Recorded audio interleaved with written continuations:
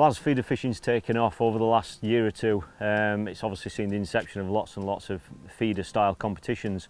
Some of those competitions we have to actually fish to international rules, which means that the feeder rigs that we're using have to be free running. That obviously ties in with a lot of fishery rules as well. There are lots of fisheries out there now all over the country that stipulate your rig must be free running.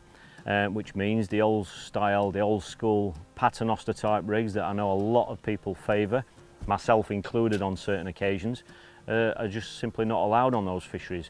And that's when we then have to look at fishing feeder rigs that are free running.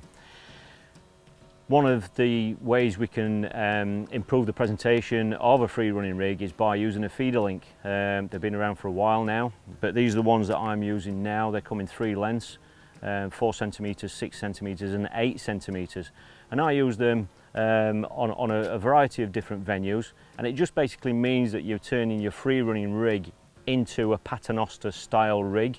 Like I said, there are 3 different lengths in the range, but there are 2 different sorts. There's a standard style, which is what I use on the majority of venues that I fish, but there is also an extra strong version, and that is basically, as the name suggests, it's a little bit more durable, and that's the one that I would use if I was casting a little bit further out at range. You know, if you're using feeders that are 50, 60, you know, and even heavier on some occasions, that is when I would use that style of feeder link. For me, I get asked a lot about when and where I would use a feeder link. For me, I use the 4 centimetre version a lot when I'm fishing for roach and skimmers at relatively short range or to medium range. But what I tend to do is increase the length of the feeder link if I go further out. So if I'm going 50, 60 centimetres, whatever range that might be, that's when I increase the length of the feeder link.